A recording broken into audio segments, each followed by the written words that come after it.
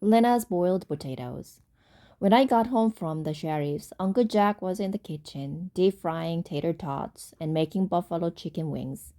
This was my favorite of his repertoire, as he very well knew, which otherwise tended toward frozen Popeyes and TV dinners. Next to the kitchen table was a box, and in the box was a puppy. Uncle Jack wiped his hands on his apron, which he wore to protect his suit, and squatted down by me. What's its name? I asked, picking it up. I don't know. You can name her, he said, patting her behind her ears. One of my client's dogs had a litter a few weeks ago, and they've just decided to let them go. I always wanted a dog. You always wanted a dog, but you never gave any thought to what you would name it? I thought puppy, said Uncle Jack, getting up and returning to his frying. I put the puppy back in the box. They found Mom's jacket on an island. I know, said Uncle Jack, not turning around, just wiping his hands on his greasy apron and throwing chicken wings into the deep fryer. How do you know? I asked, getting up. Sheriff got me on my pager, said Uncle Jack. And that was the last we said about that. I have to go off to the cinnamon house again after supper. Oh, yeah? What is this cinnamon house thing? I asked, getting out the knives and forks. Well, Miss Bailey apparently read somewhere in some some how to sell your house book that if you burn cinnamon on the stove, it makes the house smell warm and inviting.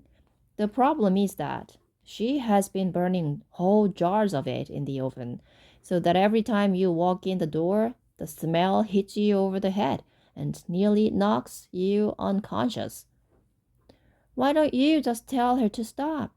I asked, helping Uncle Jack put dinner on the table. I'm going to, said Uncle Jack, as soon as I can think of a tactful way to do it. We don't want to embarrass her and have her give the listing to someone else. I'd like to sell the house soon. I need a few quick sales right now so that I can turn around and get the townhouses and condominiums going. We sat down and gnawed on wings. Why don't you take me with you on your rounds after school? Maybe I'll think of something, I said. Never mix business with pleasure, Primrose. Did I ever tell you about Lena and the boiled potatoes? I asked. No, I don't believe you did, said Uncle Jack, leaning back in his chair and stretching contentedly. The phone rang before I had a chance to say anything more about boiled potatoes, recipe to follow, and he had to rush out to show a house, so it wasn't until later that I got a chance to make my point. After he left, I called Miss Bowser at the restaurant. I was just wondering, I said, if you have any recipes for boiled potatoes. For what? Barked Miss Bowser. I could hear the sound of panties hitting the floor and general pandemonium. I'm sorry, Primrose, but we've got a full restaurant tonight for some reason, and it's a madhouse in here. Doesn't your uncle have any cookbooks? No, I don't think so. He's not here. He went out to show a house, I said. There was a pause. Then Miss Bowser said, well, come on over. We'll make potatoes around doing other. For heaven's sake, be careful, she shouted at someone and hung up. I put my jacket on and dashed over, and we made boiled potatoes, which Miss Bowser heaped on the orders she was sending out, a little something extra, until it was time for bed. Then Miss Bowser had a waiter drive me home. Uncle Jack still wasn't back, and the ghosts were slamming a puck around the gym at a furious rate, but I was so tired from cooking that I fell right asleep anyway. After school the next day, I ran to Miss Perfidy's to borrow a cookbook before going home. Uncle Jack had no appointments until later, so he and I took Mullimore to the beach. I had decided to name the puppy after my favorite cookie because she was round and white and black like Mullimore. We watched Mortimer chase the seagulls with great hope and purpose while I told Uncle Jack about Lena and the boiled potatoes. Okay, this happened last year, I said. Every year, the elementary, middle, and high schools have a big fair to raise money. They there are simple rice and fish ponds and cakewalks and stuff, and lots of contests for quilters and jam makers and chutney makers. The schools send all the kids home with a list of different kinds of contests to enter. I had brought my list home the day Mom and I were visiting our next door neighbor, Lena.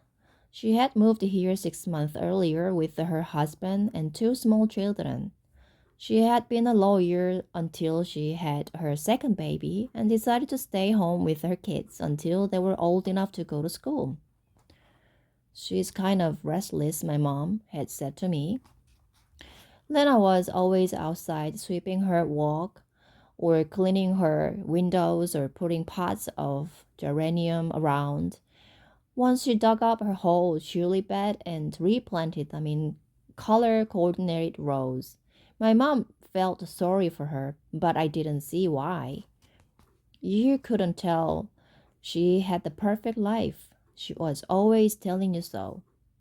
James had taught James has taught himself to read even though he is only 4, and I don't know what to do to continue to intellectually stimulate a child like that, she said to my mother and me when we came over to visit that day. We looked down to where James was putting a twig up his nose and playing with his matchbox cars. And we are all so happy here in a small town, away from the pressures of big city life. It'll be good for Ryan. I'm afraid he's a handful. If this were a large town, I would consider bringing Ryan to a therapist. I don't think he is displaying age appropriate behavior. He is always running around. We watched him chase a cat up a tree. He was very agile. He's just got a lot of energy. Boys do, said my mother. Still, I'd like to have him tested, said Lena. I suggested that she could go to see Miss Honeycutt, but my mother said she didn't see much point in that and changed the subject. Then we went into Lena's kitchen for milk and cookies. Lena had six kinds of cookies on her counter. What is this for? A bake sale? Asked my mother. I wanted to find a nutritious cookie that was appealing to both children and adults alike. So I tried a few kinds this morning. After dinner I will try a few more, said Lena.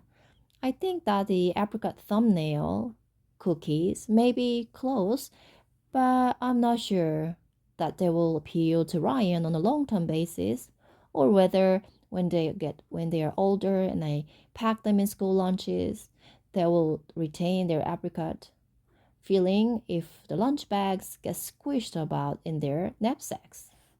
You ought to enter these in the cookie contest at our school fair, I said. I showed Lena the contest list and she laughed. I love this, she said to my mother. Look, a boiled potato category. Entry must include a dozen boiled potatoes. It's harder than you'd think to make a bowl of a dozen perfectly uniform boiled potatoes, said my mother evenly. Oh, come now. How hard can it be? Asked Lena. Then her eyes kind of glazed over. On the way home, I said to my mother that she ought to persuade Lena to enter the cookie contest because it was easier to win, and she obviously knew her way around the cookie sheet. None of our business, said my mother. Well, it was a slippery slope from there right through to contest day. Lena became obsessed with making a dozen perfectly boiled potatoes. She practiced day and night. Empty potato bags piled up on her back porch Have you noticed, my father observed, looking next door and sniffing, that the whole block is starting to smell like potato salad? What do they do over there? It's just Lena and her boiled potatoes, said my mother.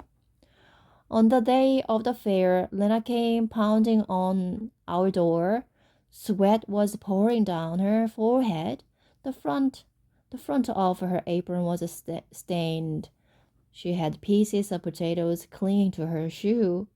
I can't find Ryan, she said. Oh, goodness, said my mother, throwing down the book the book that she had been reading. I'll come out and help you look. Never mind that, Lena said.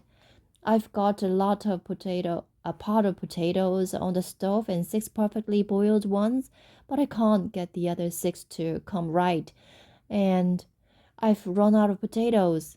And she began to cry. I was just on my way to the store to get some more. Can you watch James for me? She put James down on our doorstep, sniffed, wiped her nose on the back of her sleeve, ran to her car, and drove off to the supermarket. My mother and I glanced at each other and then watched off James, who appeared as if he had been eating dirt, and walked around the neighborhood until we found Ryan, who was crawling in a neighbor's garden. When Lena's husband got home from work, my mother left James and Ryan with me and went quietly over to tell him that Lena was at school fair waiting for the potatoes to be judged.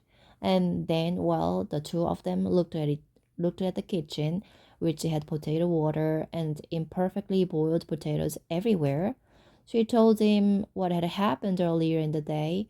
He thanked my mother quietly, came over to our house, and got the children. And the very next week, without an explanation or goodbye, the four of them moved away. Uncle Jack and I sat on a log. Do you see the point of the story, don't you? I asked. Well, drawled Uncle Jack. So I interrupted him. That whole sad day of the boiled potatoes could have been avoided had my mother just taken my tiny advice and told Lena to enter the cookie contest instead. Uncle Jack looked at me blankly. You remember my tiny advice to you about taking me with you to show houses? I know people in town and I know their ways. You're new here. I know what people are apt to do or not to do. I was lying. Mostly I kept to myself and I thought people were extremely unpredictable. Malamur came racing up to us, wagging her tail and smiling. It was clear that she thought if she had attained, if not her goal of vivisecting the entire bird population, at least a temporarily gull-free beach. We gave her a dog biscuit and stood up to go home. Never mind all that, said Uncle Jack. So suddenly it made me jump. Can you make cinnamon rolls? If you can make me some cinnamon rolls, I'll take you along the next time I show the cinnamon house. I nodded my head. How hard could it be?